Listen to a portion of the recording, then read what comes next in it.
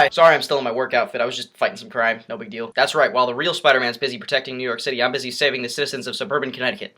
I hate alliteration. Coincidentally, a new Spider-Man movie came out a few weeks ago. It's called The Amazing Spider-Man, so let's talk about that.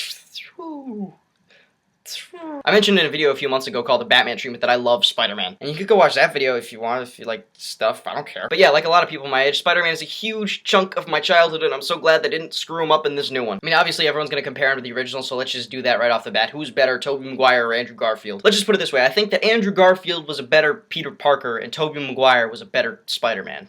Yeah, maybe it has a little to do with the fact that I'm also a skinny teenage boy in high school, but I haven't related to a character like I've related to Peter Parker in The Amazing Spider-Man in a long time. Let me just say that Andrew Garfield is fantastic, I mean really fantastic, and as Peter Parker, he was perfect. Seriously, he's everything that you want in your misunderstood high school kid. It's hard to explain, but he just felt so real and good. What works on the page doesn't always work on the screen. Case in point, Peter Parker's web shooters. Oh yeah, high school nerd develops miracle webs even scientists in real life can't create. People would have walked out of the theater.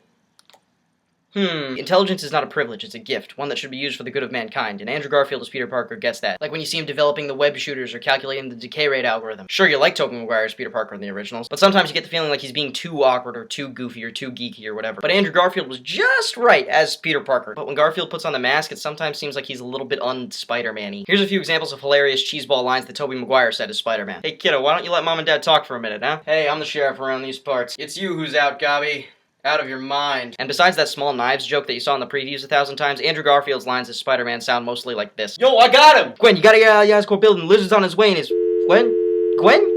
Yo, are you serious? Methinks the half-British Andrew Garfield tends to overcompensate the accent at times, at least when he's wearing the mask. Tobey always just seemed more comfortable behind the mask, plus he said, "Hold on, Mary Jane!" Like all the time, like twice every movie. Speaking of Mary Jane, I never liked her. Nobody did. In Spider-Man 1, 2, and 3, Mary Jane Watson exists purely to be the damsel in distress that Spider-Man saves at the end. In the climax of every single Spider-Man movie, she's being held captive and needs to be saved by Spidey. And in the first movie, that was fine, you know, she was cute, she was nice, she was your typical girl next door. But throughout the trilogy, she just got progressively more awful. Remember the end of Spider-Man 2 when Mary Jane ditches her wedding to go be with Parker? They talk, they kiss, and then she hears the police sirens going, and what does she say to him? Go get him, Tiger. That symbolized that Mary Jane had finally decided to be cool with Peter's lifestyle. She didn't care that he was Spider-Man, she still loved him. Then she spends the entirety of Spider-Man 3 complaining about it.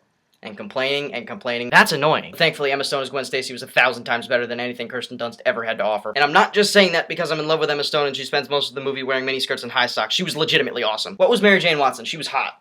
Most of the time. But in The Amazing Spider-Man, Gwen Stacy is hot and cool and hilarious, and she actually does stuff. Oh yeah, a Spider-Man girlfriend that's actually a part of the adventure, not just the damsel. She cooks up an awesome formula that can save lives, and she sprays giant reptiles with fire, and Spider-Man legitimately could not have saved the day if it weren't for Gwen Stacy's help, and that's awesome. She even hits the lizard over the head with a trophy at one point, like Tardigrade don't care, pff, Gwen Stacy don't care. Speaking of the lizard, I always thought Sam Raimi was pretty stupid for never having included the lizard in his Spider-Man films because his alter ego, Dr. Kirk Connors, is in every single one of them. You already have this established character that the audience already likes. Use him. So needless to say, I've wanted to see the lizard in a Spider-Man film for a long time. And I was really excited to see him in this new movie, but unfortunately the lizard was one of the weaker points in the film. I mean, at first Dr. Connors seemed like a really solid character and I liked him a lot. It's only until later in the film that his storyline seems a bit rushed. He devises this whole evil plan about how he's going to turn everyone in New York into lizard people, but he never really explains why. I mean, he says it's because he has the lizard as a superior race, but we never really find out how he arrived at that conclusion. Is the reptile juice messing with his brain? Has the transformation driven him completely bonkers? Does he have some crazy twisted logic to it? I don't know, the movie never really gets around to explaining it. Even if the villain was kind of weak, there's still tons of other amazing characters in this movie. Like Martin Sheen and Sally Field as Uncle Ben and Aunt May, they were fantastic. Alright, I'm gonna talk about Uncle Ben's death. And if the fact that Ben Parker dies in Spider-Man is a spoiler for you, then you just need to go away. There's the door. The death of Peter's Uncle Ben is what inspires him to become a superhero. And I think that Uncle Ben's death was done better in The Amazing Spider-Man than by Sam Raimi. In Spider-Man 1, just hours before Uncle Ben is murdered, Peter sort of talks back to him. Uncle Ben was trying to tell him something important and he just threw it in his face. And obviously he felt very guilty about it. The Amazing Spider-Man, Peter doesn't just talk back to Uncle Ben, they have a full-on family fight and then Ben's murdered hours later. And I feel like that had a bigger impact on the audience. Throughout the movie, we hear a lot of Uncle Ben's voice, but never does he say with great power comes great responsibility like he's supposed to. But you know what he does say? If you have the power to do good things for other people, then you have a moral obligation to do those things. I really like that statement, like a lot. It reminds you that you should do good things for other people simply because it's right. A lot of the appeal for the character of Spider-Man comes from the base fact that Peter Parker helps people because he can. And that's what makes The Amazing Spider-Man amazing. Still, there are problems with The Amazing Spider-Man, like Captain Stacy's priorities were a little off, and the whole thing with Uncle Ben's killer is forgotten about halfway through the movie, but other than that, I think it's very solid. There's also this whole thing about how the untold story of Spider-Man was never really told in this movie. There's a YouTube channel called PrettyMuchIt, and they made a very good video about this whole conspiracy about a couple of scenes from the Spider-Man movie.